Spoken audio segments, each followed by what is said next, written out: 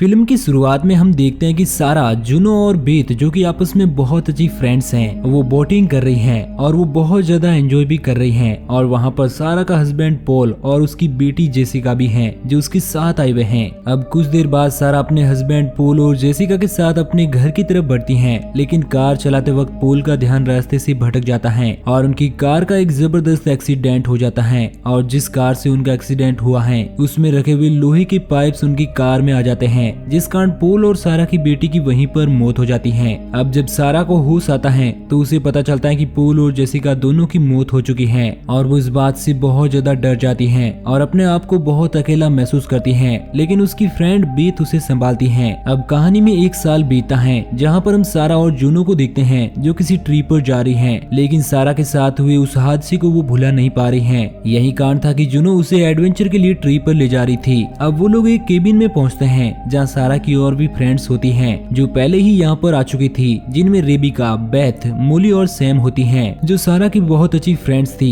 अब रात होने पर वो सभी लोग अच्छे से एंजॉय करते हैं। अब अगली सुबह वो सभी लोग उस केव की तरफ बढ़ती हैं जहाँ पर उन्हें जाना था। जहाँ पर जाकर वो सब देखती हैं कि वो केव बाहर से बहुत ही ज्यादा डरावनी नजर आ रही है और अब वो एक एक करके उसके अंदर जाती हैं, जहाँ पर जूनो सारा को बताती है कि उसे उसके हस्बैंड के बारे में पता चला और उसे बहुत अफसोस है। अब वो लोग एक सुरंग से आगे बढ़ते हैं क्योंकि उन्हें उसी के अंदर जाना है। सबसे पहले उस सुरंग में मोली आगे बढ़ती हैं और वो बड़ी आसानी से उसे पार कर लेती हैं और उन सभी को इशारा करके आगे बढ़ने को कहती हैं। और अब सारे लोग उस सुरंग को पार कर लेते हैं और अब सारा उस सुरंग से आगे बढ़ती है, लेकिन वो बहुत ही डरी हुई होती है और तभी वो वहीं पर फंस जाती है क्योंकि उसके पास उनका सामान होता है जिसमें रस्सियां वगैरह होती हैं। अब सारा चिल्लाने लगती है, लेकिन हॉली उससे हौसला देती है और धीरे धीरे से उसे उनकी तरफ उस सुरंग की दूसरी छोर की ओर खींचती है और उसे बाहर निकाल लेती हैं। लेकिन इस दौरान रस्सियों का वो बैग वहीं पर रह जाता है और वहाँ पर एक बड़ा सा पत्थर गिर जाने से वो रास्ता भी ब्लॉक हो जाता है और किसी तरह सारा बच जाती है। और अब सारा बेहोश भी हो चुकी है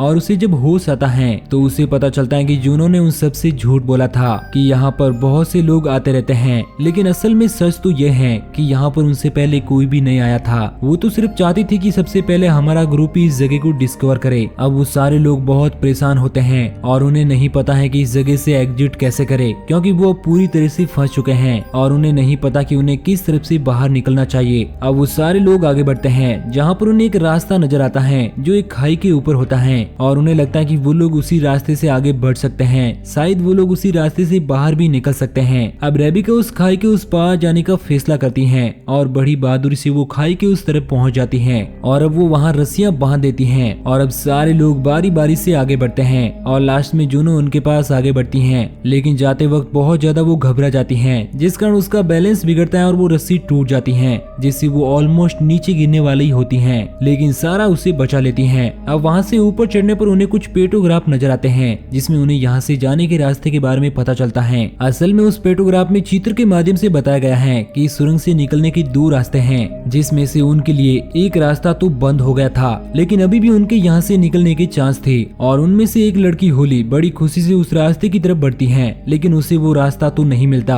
और वो सीधा जाकर एक टनल में गिर जाती है, जिस कारण उसकी एक टांग बुरी तरह से टूट जाती है और अब वो चल भी नहीं पाती और न ही उस टनल से बाहर आ पाती है। अब सारे लोग उसे बचाने के लिए इस टनल में जाते हैं और वहीं पर सारा को एक क्रीचर नजर आता है जिसे देखकर सारा बुरी तरह से डर जाती है। हालांकि वो क्रीचर एक इंसान की जैसे ही दिख रहा था और सारा सभी लोगों को बताती है कि वहाँ पर इंसान भी हैं जो हमारी यहाँ से निकलने में मदद कर सकते हैं, लेकिन उस पर कोई भी यकीन नहीं करता क्योंकि उन्हें लगता है कि सारा की एंजाइटी के कारण उसे कोई नजर आया है। अब वो सारा की बातों को इग्नोर कर आगे बढ़ते हैं जहाँ पर उन्हें बहुत सारे स्केलेटन नजर आते हैं और उन्हें लगता है कि ये किसी जानवर के होंगे। तभी उन पर वो क्रीचर अटैक कर देते हैं जो सारा को नजर आए थे और वो लोग इससे पहले कुछ समझ पाती वो सभी इधर उधर भागने लगती हैं और इसी बीच एक क्रीचर घायल होली को खींच कर ले जाने लगता है, लेकिन जूनो ये सब देखकर उसे बचाने की कोशिश करती है और उस क्रीचर पर एक कुल्हाड़ी से अटैक कर देती है और उसे मार देती है। लेकिन तभी वहाँ पर एक और क्रीचर आ जाता है और जूनो उसे भी मार देती है, लेकिन तभी वहाँ पर बेथ भी जूनो के पीछे से आती है जिस पर जूनो अटैक कर देती है क्योंकि उसे लगता है कि कोई क्रीचर है। इस तरह बेथ ही बुरी तरह से घायल हो जाती है और उसकी ऐसी हालत देखकर जूनो को बहुत दुख होता है क्योंकि उसी ने उसे मारा था।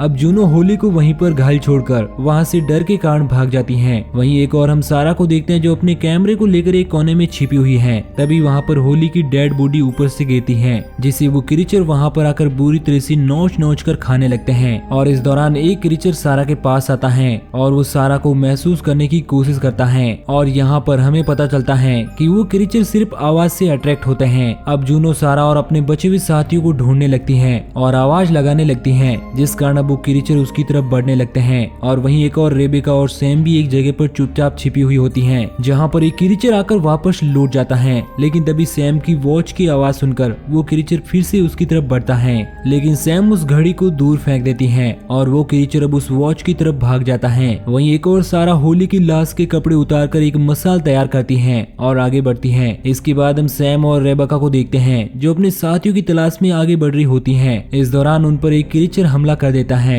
लेकिन जूनो उसे मार गिराती है। अब रेबेका और सैम उससे बेथ और होली के बारे में पूछती हैं, तो वो बताते हैं कि वो मारी जा चुकी हैं। और अब सैम और रेबेका यहाँ से भागने को कहती हैं, क्योंकि उन्हें लगता है कि जूनो को यहाँ से निकलने का रास्ता पता है, क्योंकि जूनो ने वहाँ पर कुछ फुटप्रिंट देखे हैं जो शायद यहाँ से बाहर निकलने का रास्ता है। लेकिन वो कहते हैं कि वो बिना सारा के यहाँ से नहीं जाएगी। वहीं एक और सारा वहाँ पर पहुँचती है जहाँ पर उन क्रीचर ने बेथ और होली पर अटैक किया था, जहाँ पर उसे बेथ घायल मिलती है। और बेथ उसे बताती है कि किस तरह से जूनो ने उसे मारा और यहाँ मरने के लिए छोड़ गई। और वो सारा से अपने आप को मारने को कहती है, क्योंकि वो बहुत ही ज्यादा तकलीफ में होती है। और सारा भी उसे तकलीफ में देकर उसे मार देती है। और इसी बीच उस पर भी एक क्रीचर अटैक कर देता है, लेकिन सारा उसे मार देती है और वहाँ से भागने लगती है। और वो एक खून से भरे हुए एक गड्ढे में जा गिरती है, जहाँ पर एक क्रीचर भी आ जाता है और उसे वो मारने लगता है। लेकिन पास ही पड़ी एक हड्डी से सारा उसे भी मार गिराती है। अब सारा बहुत ही बुरी तरह से फर्स्ट एड हो जाती है और बड़ी गुस्से में जोर से चिल्लाती है और उसके चीखने की आवाज जूनो और सारे बचे हुए लोग भी सुन लेते हैं। और अब सैम जूनो से कहती है कि अब सारा को भी उन क्रीचर ने मार गिराया है और अब हमें यहाँ से निकलना चाहिए। अब वो तीनों वहाँ से भागने लगती हैं और वो सभी एक ऐसी जगह पर आ जाती हैं जहाँ से निकलने के लिए उन्हें नीचे भरा हुआ पानी क्रॉस करना पड़ेगा।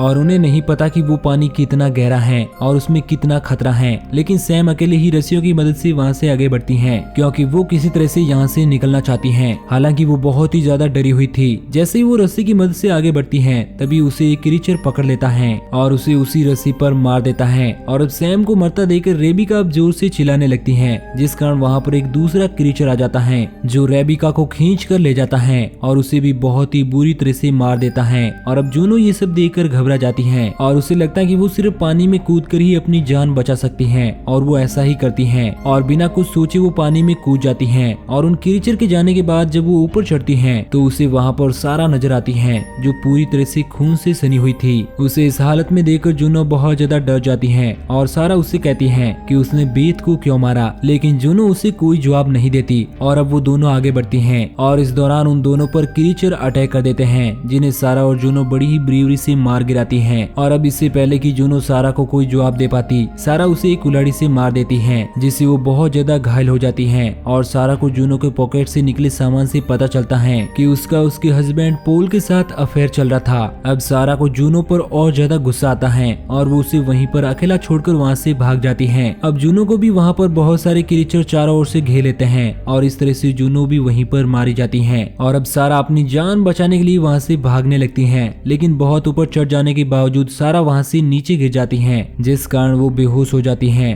और कुछ देर बाद हम देखते हैं कि उसे बाहर निकलने का रास्ता नजर आ चुका है और वो फाइनली वहाँ से बाहर आ जाती है और अपनी कार उठाकर हाईवे की तरफ बढ़ती है। और एक जगह पर आकर वो अपनी कार रोकती है और उसे कार की साइड वाली सीट पर जूनो नजर आती है, जिसे वहाँ पर देखकर सारा डर के कारण चिल्लाने लगती है और उसकी नींद खुल जाती है। और हमें पता चलता है कि ये तो सिर्फ सारा का एक सपना था। सारा अभी भी उसी गुफा में होती है और उसे वहाँ पर अपनी बेटी जेसिका का नाइटमेयर भी आता है और उसे ऐसा लगता है कि वो अपनी बेटी का बर्थडे मना रही है, लेकिन ऐसा नहीं था। वो सब तो उसका वहम था और वो अभी भी उसी गुफा में है। और सारा के इसी वहम के साथ ये मूवी यहीं पर एंड हो जाती है। तो दोस्तों, आपको ये कहानी कैसी लगी नीचे कमेंट करके जरूर बताना और इसी तरह की कहानियों के डेली डोज के लिए हमारे चैनल को सब्सक्राइब जरूर करना।